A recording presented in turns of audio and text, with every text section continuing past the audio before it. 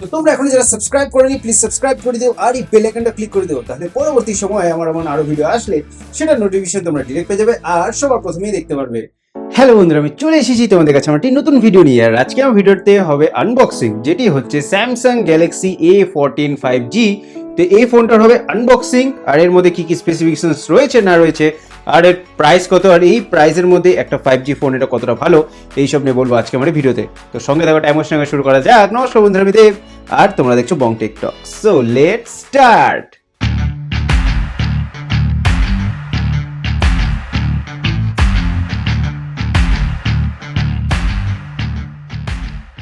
তো এই হচ্ছে স্যামসাং গ্যালাক্সি A14 5Gর বক্স, যেটা এখন আমি আনবক্সিং করতে চলেছি। তো দেখা যাক এই বক্সের মধ্যে কি কি রয়েছে। এই সাইডে চলে আসি তো তেমন কিছু লেখা নেই, যদি উপর সাইডে চলে আসি তো বারকোডে কিছু লেখা রয়েছে, আর এই সাইডে রয়েছে কত ভেরিয়েন্ট রয়েছে না রয়েছে, সেই সঙ্গে দিকে বড় করে লেখা গ্যালাক্সি A14 5G। পেছনের দিকে এই ফোনের কিছু স্পেসিফিকেশনস এন্ড প্রাইসিং এর ব্যাপারে লেখা রয়েছে, তো যেটা আমি আগে তোমাদেরকে ডিটেলসে বলতে চলেছি। তো সবার আগে চলো এই বক্সটার আনবক্সিং করি। এই হচ্ছে বক্সটা, সেটা আমি আনবক্সিং করতে চলেছি। ততক্ষণ তোমরা ভিডিওটিকে লাইক শেয়ার করে দাও, চ্যানেলটিকে সাবস্ক্রাইব করে দাও। তো এই হচ্ছে ফোনটা, এটা দেখতে খুবই সুন্দর লাগছে। এটি হচ্ছে ম্যাট ব্ল্যাক ফিনিশে আসে, যেটা দেখতে আমার তো খুবই ভালো লাগছে। চলে আসে বক্স অ্যাক্সেসরিজ এর মধ্যে রয়েছে সিম এজেক্টর টুল, আর সে সঙ্গে কিছু ডকুমেন্টেশনও রয়েছে, সে সঙ্গে চার্জিং কেবল রয়েছে, যেটি হচ্ছে type C to type C, যেটার মধ্যে যে চার্জিং ব্রিক সেটা অ্যাভেলেবেল নেই। তো চলো এটাকে আনর্যাপ করা যাক।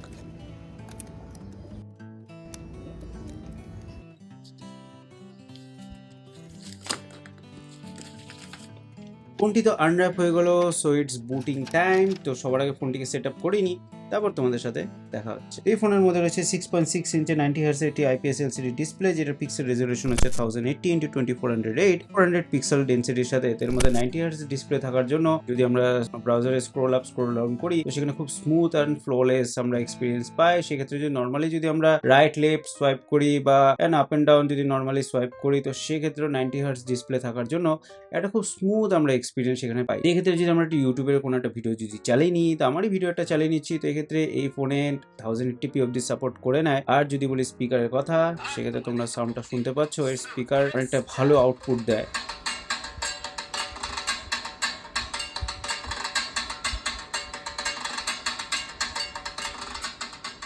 হ্যালো বন্ধুরা, ওয়েলকাম টু মাই চ্যানেল। দেখতে যা বললাম, আজকের ভিডিও টপিক হচ্ছে ট্রান্সপারেন্ট ডিসপ্লে।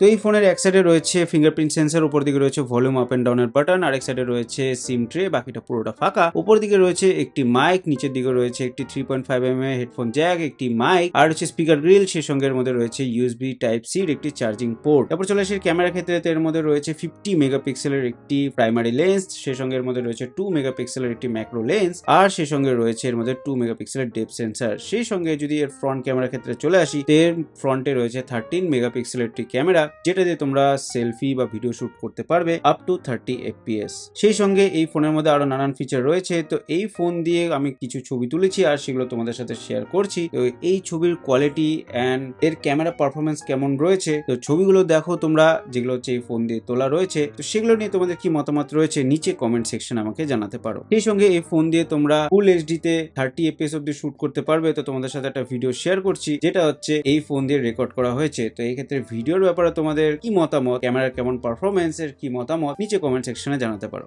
তারপর চলে সেই পাওয়ারের ক্ষেত্রে, এর মধ্যে রয়েছে Exynos 1330 5G প্রসেসর, তার মানে এটি খুব পাওয়ারফুল। সেই সঙ্গে এটি 5 ন্যানোমিটার উপর বানানো রয়েছে, সেই জন্য এর পাওয়ার এফিসিয়েন্সি অনেক কম রয়েছে। তো সেক্ষেত্রে তোমাদের ব্যাটারি ড্রেন সেটা খুব আস্তে আস্তে হবে। আর সেই সঙ্গে চলে আসে আইপি রেটিং এর ক্ষেত্রে, তো এর কোনো আইপি রেটিং নেই, তো সেই জন্য এটি ডাস্ট বা ওয়াটার রেজিস্ট্যান্টও না। তারপর চলে আসে ব্যাটারি ক্ষেত্রে, এর মধ্যে রয়েছে 5000 mAh এর ব্যাটারি, তো তোমরা একটা লম্বা ফুল ডে এর একটা ব্যাটারি ব্যাকআপ পেয়ে যাবে। তারপর চলে আসে প্রাইসিং এর ক্ষেত্রে, তো এই ফোনটি হচ্ছে 6+128GB ভেরিয়েন্ট। এক্ষেত্রে বক্সে লেখা রয়েছে প্রাইস 20,999, কিন্তু আমি এটা ফ্লিপকার্ট থেকে পারচেস করেছি অনলি 10,999 রুপিজে। সেক্ষেত্রে তোমরা এই ফোনটি পারচেস করতে পারো, যেটা বেস্ট ভেরিয়েন্ট স্টার্টিং প্রাইস হচ্ছে 8,999। তো এই হচ্ছে complete Samsung Galaxy A14 5G ফোনের ব্যাপারে। এই ফোনটা একটু বাল্কি রয়েছে, বাট কোনো ব্যাপার নয়, ফোনটা যথেষ্ট লাইট ওয়েট রয়েছে। সেক্ষেত্রে বলবো 8,999 রুপিজে তোমরা একটা 5G ফোন পেয়ে যাচ্ছ, যেটার মধ্যে রয়েছে 50 মেগাপিক্সেল মেগাপিক্সেলের ট্রিপল রিয়ার ক্যামেরা সেটআপ, সেই সঙ্গে এর মধ্যে রয়েছে 6.6 ইঞ্চের 90 হার্টজের একটি ফুল এইচডি ডিসপ্লে, এটার মধ্যে তোমরা ইউটিউবের 1080p সাপোর্ট পেয়ে যাবে। সেক্ষেত্রে তোমাদের কন্টেন্ট দেখে খুবই ভালো লাগবে। তো সেক্ষেত্রে আমি বলবো এই প্রাইস রেঞ্জের মধ্যে যা যা দেওয়া হয়েছে, ইভেন USB C টাইপের একটি চার্জিং পোর্টও দেওয়া হয়েছে, 3.5mm এর হেডফোন জ্যাকও দেওয়া হয়েছে। এই প্রাইস রেঞ্জের মধ্যে একটি 5G ডিভাইস হিসেবে এটি